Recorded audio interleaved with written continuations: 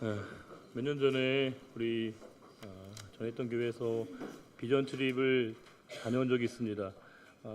청년들과 장년들이 이렇게 팀을 이루어서 적지 않은 인원이 함께 비전 트립을 갔는데요.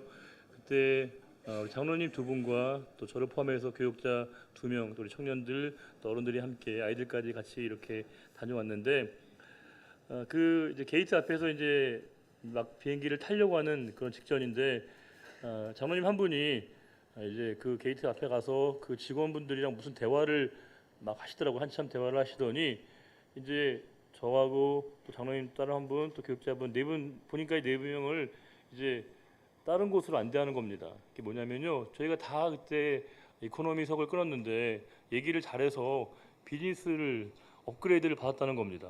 그래서 난생 처음으로 이제 외항사이긴 하지만 비즈니스 클래스를 가봤거든요. 일단 입구부터 다르더라고요. 들어가는 곳이 다르고요. 자리도 엄청 넓습니다. 게다가 음식도 이렇게 막 코스 요리로 나오는 겁니다. 성교 가는 건데 비행기를 내리기가 싫더라고요. 너무 이렇게 좋아서 이렇게 좋은 곳이 있구나. 되게 감동을 했거든요. 근데 제가 이상해서 장로님께 이게 어떻게 가능하냐 싶었던 장로님이 얘기를 잘하면 그런 일이 있을 수 있다라고 얘기해서 제가 몇 차례 얘기를 잘해봤으나 그런 적은 없었습니다. 그래서 이거는 굉장히 매우 희귀하고 되게 드문 일이구나라는 걸 알게 되었는데요. 이제 많은 분들이 돈을 더 지불하고 여러 가지 일들로 이제 이제 승급을 하게 될 때 우리는 그런 상황 가운데 그런 차이를 두는 것을, 차등을 두는 것을, 또 차별이라면 차별을 받는 것을 우리는 당연하게 이 사회 구조 가운데, 특별히 우리가 살아가고 있는 이 자본주의 사회 속에서는 당연한 것이라고 얘기하고 있습니다. 생각합니다. 내가 이만큼의 대가와 비용을 지불했기 때문에 거기에 상응하는 적절한 대우와 대접을 받는 것이 너무나 자연스럽다고 우리가 생각을 하고 있다는 겁니다. 얼마 전에 우리 바비킴이라고 하는 그런 가수가 있습니다. 이 친구가 이제 한 번은 비행기 난동 사건이라고 하는 것으로 이제 꽤 많이 언론에 회자가 된 적이 있는데 기사의 내용을 보면 이렇습니다. 이 친구가 이제 가수인데요. 먼 비행기를 타고 이제 미국까지 가는데 마일리지 항공권으로 이제 그 비즈니스를 끊었다는 거예요. 근데 이제 그 항공사의 착오로 이제 이코노미 클래스가 배정됐다는 겁니다. 근데 마침 이제 그 좌석이 없어서 항의를 해도 자리가 변경이 안 돼서 할 수 없이 그 장시간 이코노미 클래스에 앉다 보니까 너무 부하가 나서 뭐 화를 내고 막 술 먹고 이렇게 막 이렇게 짜증을 부리다 보니까 난동이라면 난동을 피게 됐다는 겁니다. 물론 그 일 때문에 상당히 오랜 동안의 자숙의 시간을 갖게 되었습니다. 근데 많은 분들이 그 기사를 보면서 되게 우호적이고 동정 어린 시선을 갖게 되었습니다. 왜냐하면 그만큼의 비용을 대가를 지불했으면 그 정도의 이렇게 대우와 대접을 받고 그렇게 차등을 차별적인 대우를 받는 게 너무 당연한데 그에 상응하는 대접을 못 받았기 때문에 정당한 항의다라고 하는 것이 많은 사람들의 일치된 의견이었습니다. 우리가 살아가는 세상은요, 내가 지불한 비용에 따라서 철저하게 모든 것을 차등적으로 우리를 대해주고 있습니다. 뭐 호텔은 말할 것도 없죠. 우리가 낸 비용에 따라서 뭐 3성급이니 4성급이니 5성급이니 이렇게 차이를 두고 있고요.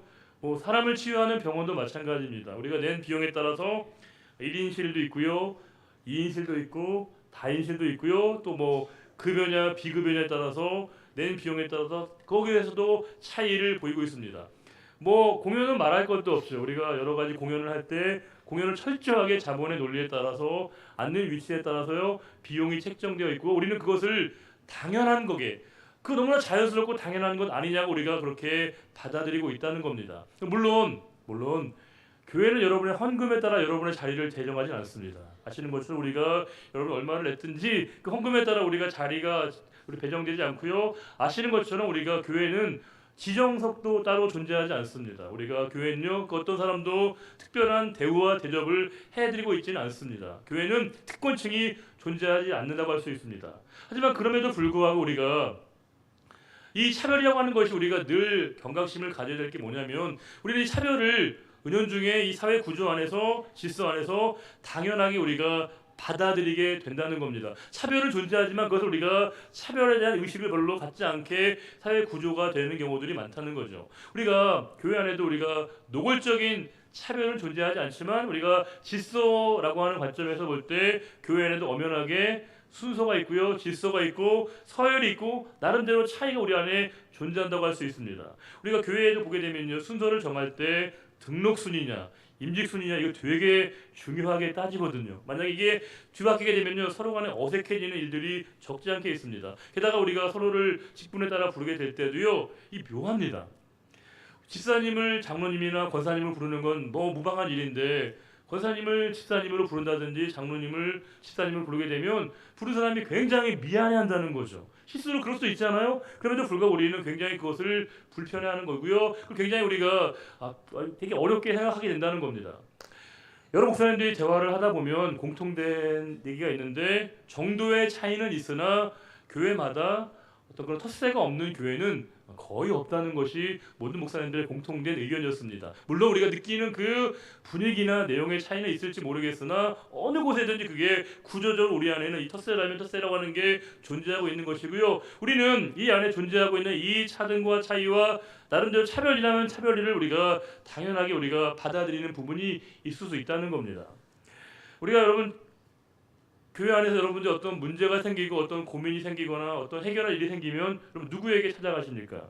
누구에게 자문을 구하세요? 우리 목사님이나 장로님이나 목사님들에게 구하시겠죠? 이유가 뭐겠습니까? 물론 그분들이 신령하기 때문에 그렇기도 하지만 대부분 우리가 교회 여러 구조 가운데 그 문제를 해결할 수 있을 만큼의 상황과 여건이 되신다고 여러분들이 판단하는 거 아니겠습니까? 우리 안에 그런 구조를 다 인식을 하고 있는 것이죠. 이제 큰 교회일수록 교회가 커질수록 목사님을 뵙는 게 되게 어려워지고 있습니다. 제가 전에 몸담았던 교회도요, 담임 목사님을 뵙는 게 너무 힘든 거예요. 저는 같은 교육자임에도 불구하고 목사님을 뵈려면 한 달 전쯤에 예약을 하고 약속을 잡고 스케줄을 잡아야만이 이게 가능해지는 겁니다. 물론 일반 성도님들은 거의 목사님을 뵙는 거는 불가능하게 되어 있습니다. 뵙더라도요, 약속과 시간을 정하고 또 몇 단계를 거쳐야 가기 때문에 늘 있으면서 이게 맞는 건가? 이게 이럴 수밖에 없는 건가라고 하는 늘 고민을 했던 시간들이 있거든요. 여러 교회에서 많은 분들이 공통적으로 얘기하는 게 그렇습니다. 여러 목사님들이 이제 가정을 신방할 때가 있거든요. 이사 신방 같은 데를 하게 해서 이제 가정에 방문하게 되면 방문 받는 분들이 이제 신방 받는 분들이 이제 문을 열면서 가끔씩 실망하는 눈빛을 보일 때가 있다는 겁니다. 그러면서 물어보신다는 거예요. 목사님은 안 오셨냐고. 목사님이 가셨음에도 불구하고 목사님이 안 오셨다는 말은 뭘 의미하는 겁니까? 담임 목사가 왜 안 왔냐라고 물어보시는 것이죠.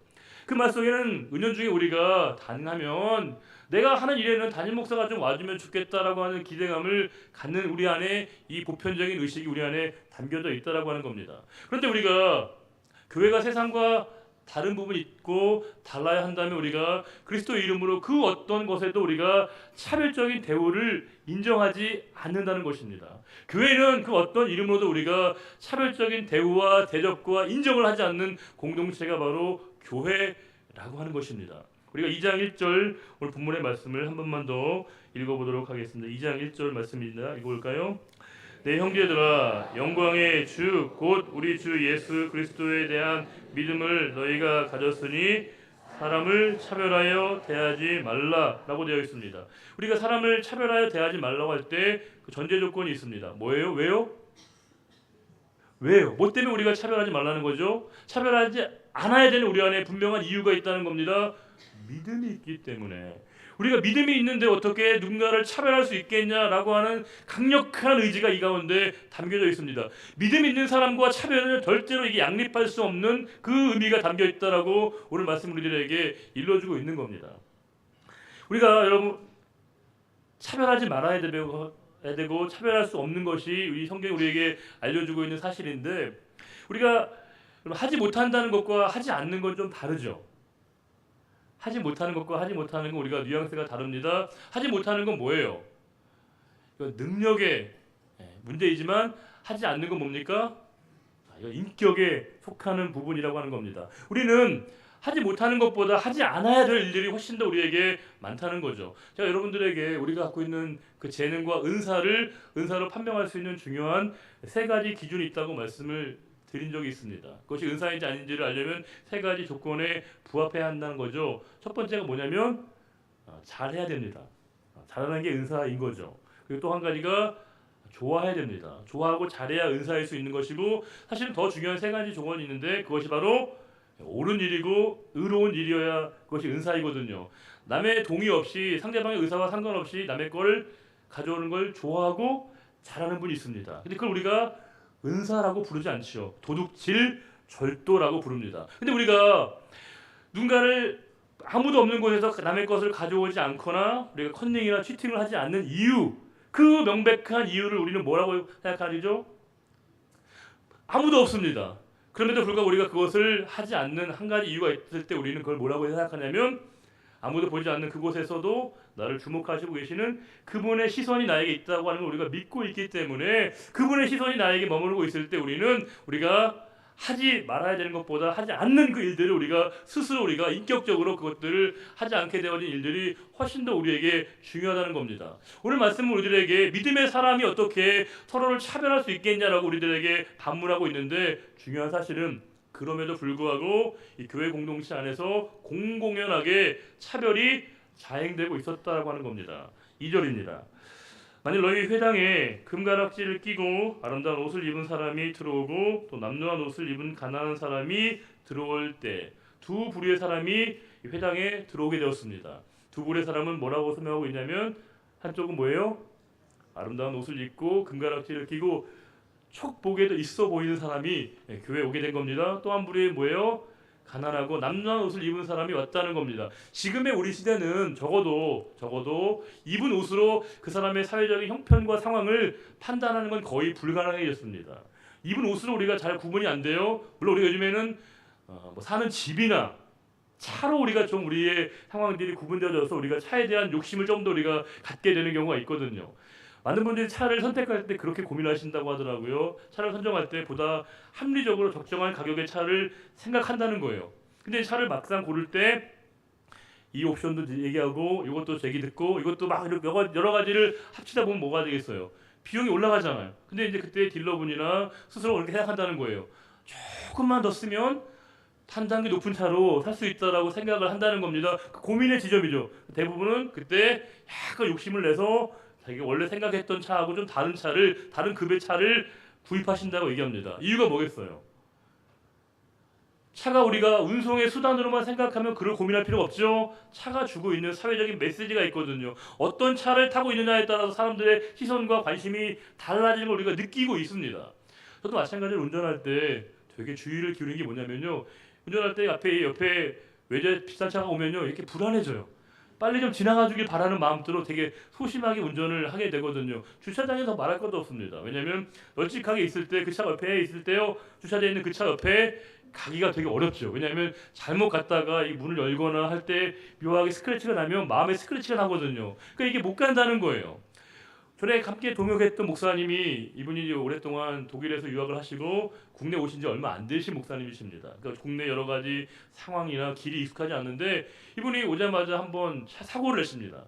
근데 이제 또 한 번 얼마 지나지 않아서 마트에 갔는데 이렇게 내려가는 이게 회전에 내려가는 길인데 이분이 이제 이 차가 조작이 미숙하다 보니까 또 앞에 있는 차를 이렇게 쾅 물론 뭐 사소한 거지만 충돌했는데 앞에 있는 차가 공교롭게도 람보르기니라고 하는 차를 박은 겁니다. 목사님이 표현 그대로 빌게 되면요. 그 순간 목회가 끝났다라고 하는 생각이 들 정도로 보니 너무 충격을 받았다고 합니다. 왜냐하면 이제 갑자기 최근 이 연달아서 그런 사고를 내니까 이게 감당이 안 된 거죠. 왜냐하면 그 차가 갖고 있는 사회적인 의미가 어떤지를 우리에게 가늠케 하는 거 아니겠습니까? 지금 문제는 사회 속에서 이런 일이 벌어진 게 아니라 지금 마침 그들이 예배하고 있는 공동체 안에 회중 가운데 두 부류의 사람이 왔다는 거예요. 한쪽의 사람은 굉장히 화려한 옷을 입고 아름다운 옷을 입고 금가락지를 끼고 모두의 주목을 받는 한 사람이 왔고 또 한 사람은 되게 겉 보기에도 충분히 그 사람의 사회적인 상황을 짐작해 할 만큼의 가난한 사람이 왔다는 겁니다. 놀라운 건 그 두 부류의 사람이 왔을 때 사람들의 시선과 관심이 너무나 현저하게 달랐다고 성경이 얘기하고 있습니다. 3절입니다. 읽어볼까요? 너희가 아름다운 옷을 입은 자를 눈여겨보고 말하되 여기 좋은 자리에 앉으소서 하고 또 가난한 자에게 말하되 너는 거기 서 있든지 내 발등상 아래에 앉으라 하면 읽으면서 저는 화가 나죠. 읽으면서 마음이 어려워집니다. 사람들이 어떻게 반응했다는 거예요. 되게 있어 보이는 그 사람에게는 최고로 좋은 자리, 정말 상석에 앉으라고 막 이렇게 권면했는데 그 가난한 사람에게 어떻게 했다는 겁니까? 아무 데나 앉으라고, 마음대로 앉으라고 이렇게 노골적으로 차별을 했다는 겁니다. 중요한 건 이 일이 벌어지고 있는 현장과 상황이 우리에게 중요합니다. 이 일은 지금 회당에서 벌어지고 있었다는 겁니다. 회당에 그리스도인들이 모이는 이유는 단 한 가지밖에 없습니다. 말씀을 전하고 말씀을 듣고 예배하는 자리였다는 거죠. 예배하는 공동체 안에 경제적으로 여유가 있어 보이는 사람과 능력과 실력이 있어 보이는 사람과 그렇지 않은 너무나 대비된 두 사람이 왔을 때 예배하는 공동체에서의 반응과 태도가 너무나 큰 차이를 보였다라고 성경이 얘기하고 있습니다. 이런 그들의 이 태도에 대해서 4절은 이렇게 말씀하고 있습니다. 4절을 한 번만 더 읽어볼까요? 너희끼리 서로 차별하며 악한 생각으로 판단하는 자가 되는 것이 아니냐. 중요합니다. 왜냐하면 차별을 악한 생각에서 비롯된 것이라고 얘기하고 있다는 겁니다. 누군가를 차별하는 게 견해와 의견과 주관의 문제가 아니라 뭐라는 거예요? 악한 마음에서 너희가 한 판단이라고 얘기하고 있다는 겁니다. 누군가를 노골적으로 차별하게 되는 것은 너희들의 주관적인 판단이 아니라 개인차가 아니라 악한 마음에서 비롯된 것이라고 분명하게 우리들에게 일러주고 있다는 겁니다. 예배하러 모인 공동체에게 너희들 지금 누구를 예배하고 있고 무엇을 예배하고 있느냐고 반문을 하고 있는 겁니다. 우리는 정치, 사회, 종교적으로 혐오의 말들이 점점점 많아지고 있습니다. 노골적으로 우리가 누군가를 차별하고 징후하는 발언들이 점점점 많아지고 있다는 겁니다. 여러 가지 이유가 있어요. 지역의 문제, 경제적인 상황들, 나이, 여러 가지 요소들로 우리가 서로를 징후하고 미워하고 혐오하는 말들이 우리들에게 점점점 많아지고 있고요. 여러 가지 사실로 확인되지 않은 많은 거짓 정보들로 말미암아 누군가를 혐오하고 징후하는 말들이 점점 많아지고 있다는 겁니다. 안타까운 건 누군가를 혐오하고 증오하면서 의도적으로 편가름을 통해서 반사 이익을 누리는 누군가가 있다라고 하는 겁니다. 그 증오와 미움의 감정을 통해서 경제적인 실리를 취하고 정치적인 이득관계를 얻으려고 하는 누군가가 있다는 겁니다. 우리에게 두려운 사실은 우리가 말이라고 하는 것, 글이라고 하는 것, 우리의 얼굴이라고 하는 것에는 그 사람의 인격과 삶이 담아지는 거 아니겠습니까? 그런데 우리의 말 속에 냉기가 있습니다. 우리의 온기가 사라지고 있습니다. 말과 글과 우리 얼굴 표정 속에 점점 우리가 사랑의 온도가 사라지고 있는 것이고요. 우리가 냉랭하게 서로를 차별하고 증오하고 비방하는 말들만이 우리들에게 넘쳐나고 있다는 겁니다. 우려스러운 건 세상이 그렇게 살아가는 것도 우리가 개탄스러운 일인데 예배 공동체로 모이고 있는 이 성도들의 모임인 우리 안에서 이런 일이 있을 때 과연 우리가 드리는 예배를 과연 하나님이 받으시겠는가? 라고 오늘 우리들에게 역으로 질문을 하고 있는 겁니다. 그러면서 5절 보시게 되면 우리에게 중요한 지적을 하고 있습니다. 우리 5절을 읽어볼까요? 내 사랑하는 형제들아 들을지어다. 하나님이 세상에서 가난한 자를 택하사 믿음에 부유하게 하시고 또 자기를 사랑하는 자들에게 약속하신 나라를 상속으로 받게 하지 아니하셨느냐. 냉대와 차별을 받고 있던 그 가난한 자에게 그에게 믿음을 더하셔서 믿음을 부여하게 하셔서 사람들은 그들을 무시하고 경멸하고 증오하고 차별했지만 하나님은 그들 안에 있는 믿음의 풍성함과 부유함을 통해서 그들에게 하나님의 나라의 자녀의 기업을 상속하셨다고 말씀하고 있습니다. 여기서 우리는 이 가난이라는 문제를 경제적인 차원으로만 국한해 볼 수는 없습니다.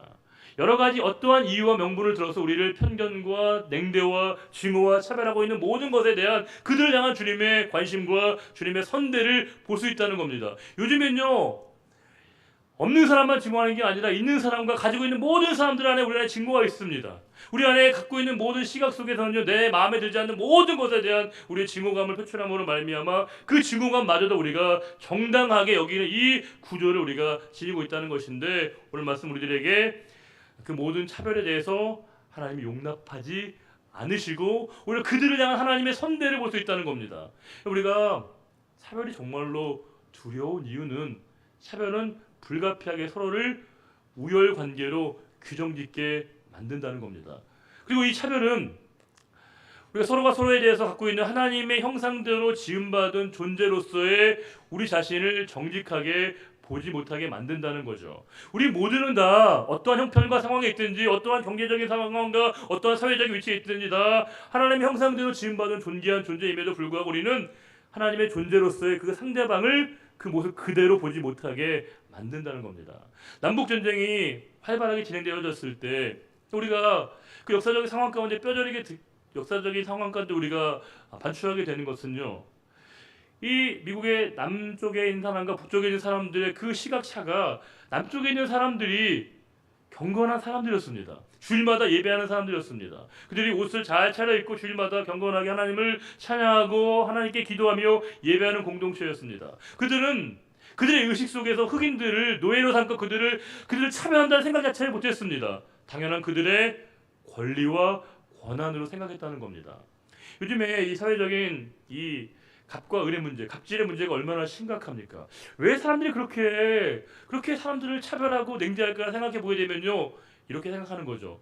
내가 월급을 주는데, 내가 먹여 살리는데 그 정도 말도 못해, 그 정도 행동도 못해라고 생각을 하는 것이고요. 자신의 이 모든 행동마저도 정당화시키고 합리화시키고 있다는 겁니다. 그런데 오늘 말씀은 하나님께서는 그 모든 일들에 대해서 그 모든 일들을 어떻게 하나님이 보고 계신가를 얘기하면서 그 가난하고 소외된 사람들에 대한 하나님의 관심과 그들에 대한 하나님의 선대를 우리가 볼 수 있습니다. 그러면서 6절과 7절 말씀은요, 우리가 왜 이렇게 아름다운 옷을 입은 사람들을 선대하고 있는지 우리의 내면의 세계를 꿰뚫어 보는 것 같은 말씀을 주고 있습니다. 6절과 7절 보겠습니다.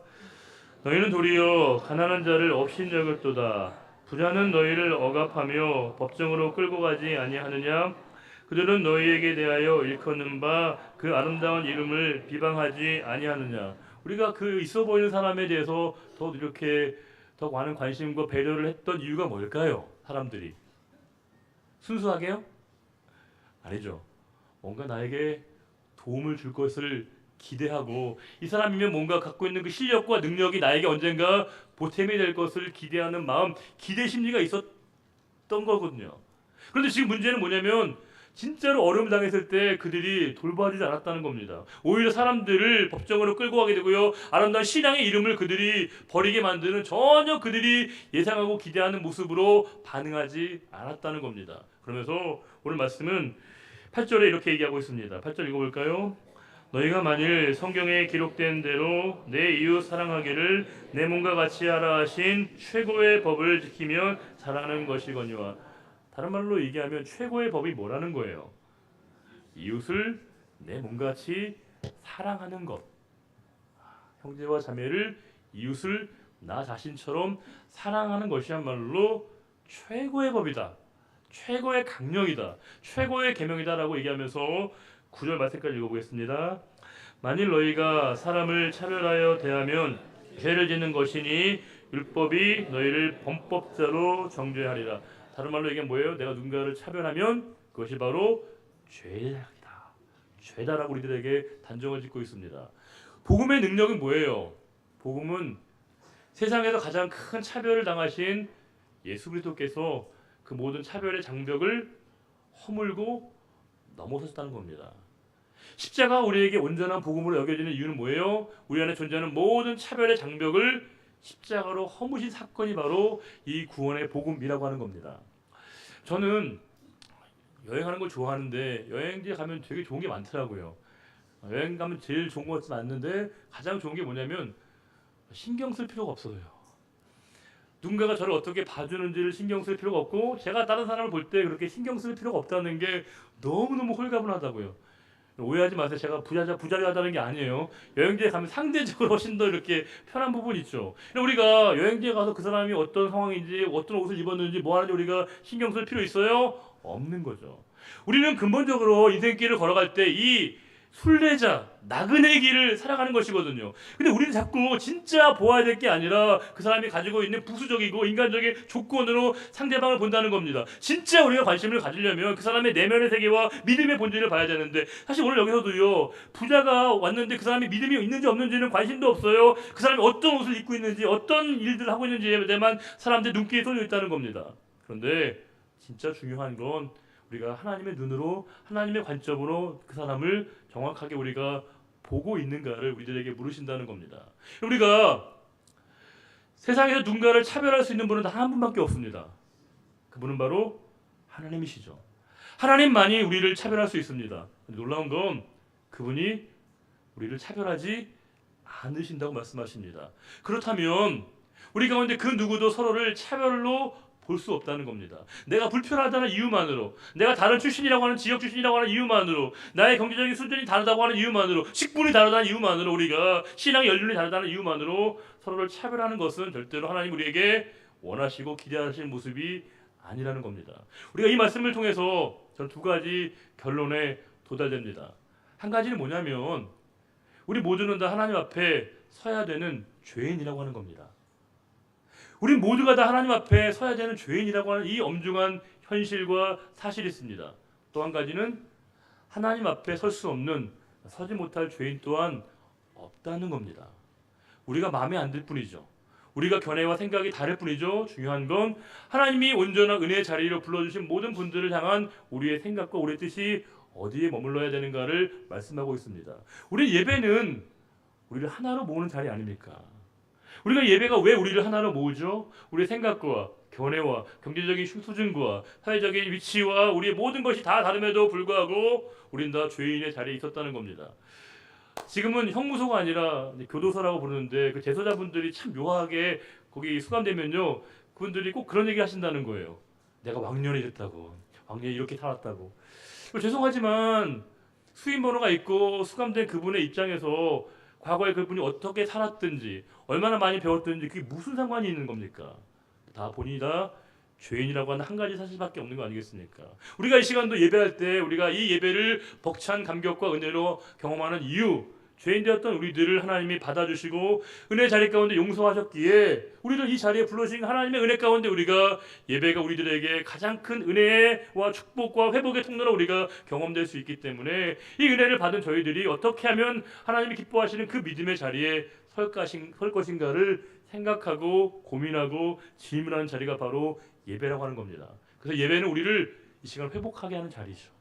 예배는 우리를 더 하나님의 은혜의 자리로 이끌어가는 자리라고 하는 겁니다. 바라건대 이 예배를 통해서 우리에게 향하신 하나님의 소중한 음성을 듣고 고작 경제적인 이유 때문에, 사회적인 지위 때문에, 믿음의 직분 때문에, 믿음의 연륜 때문에 우리가 서로를 차별하는 일 없이 모두가 다 그리스도 안에 한 공동체임을 경험하고 고백하며 그리스도 안에 우리를 하나로 모으신 십자가의 은혜 가운데 우리 모두가 다 더 가까이 주님께로 다가갈 수 있는 우리 모두가 되시기를 주님의 이름으로 축원합니다. 기도하겠습니다. 하나님 아버지, 우리를 그리스도 안에 십자가 안에 불러주셨습니다. 우리는 출신 지역이 다르다는 이유 때문에, 경제적인 이유가 다르다는 이유 때문에, 가방끈이 길이가 다르다는 이유 때문에 서로를 차별하고 미워하고 증오하고 배타적으로 우리가 생각할 때가 많습니다.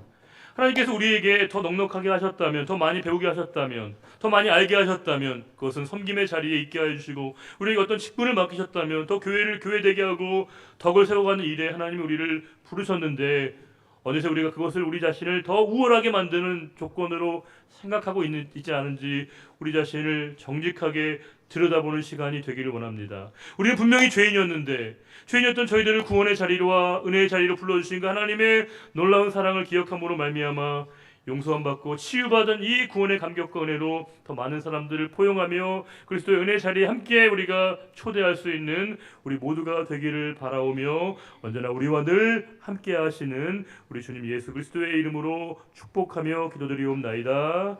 아멘. 다 같이 나와셔서 우리 주와 함께 가리라 함께 찬송하고 예배 마치겠습니다.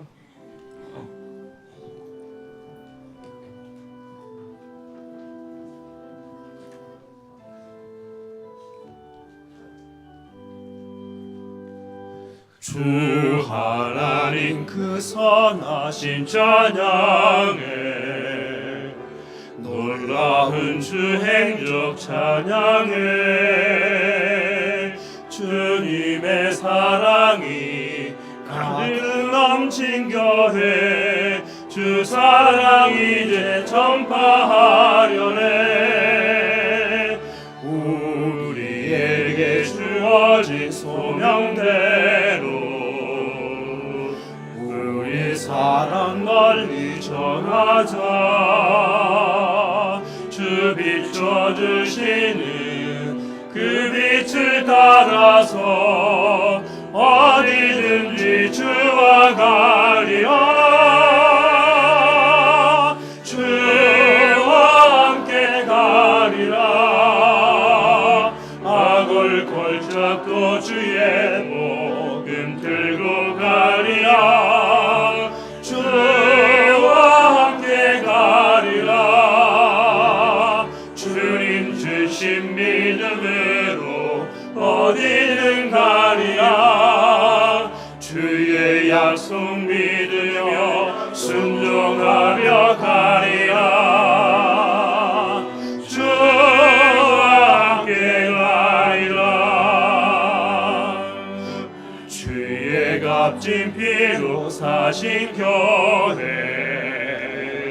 주의 성령 가득 넘치네.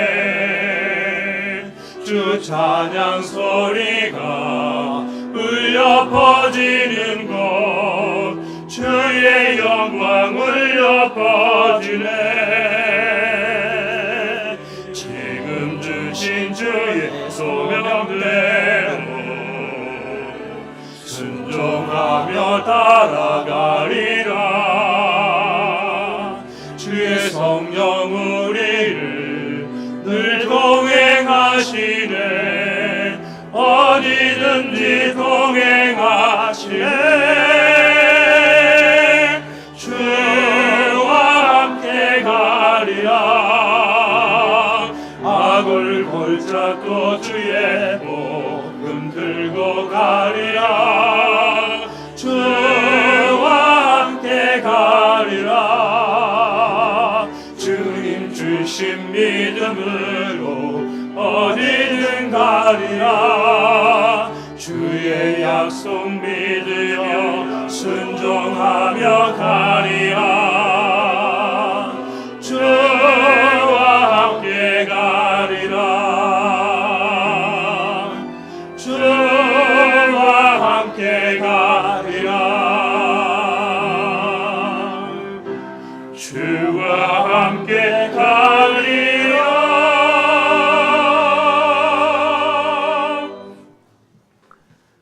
여호와는 내게 복을 주시고 너를 지키시기를 원하며 여호와는 그의 얼굴을 내게 비추사 은혜 베푸시기를 원하며 여호와는 그 얼굴을 내게로 향하여 드사 평강 주시기를 원하노라.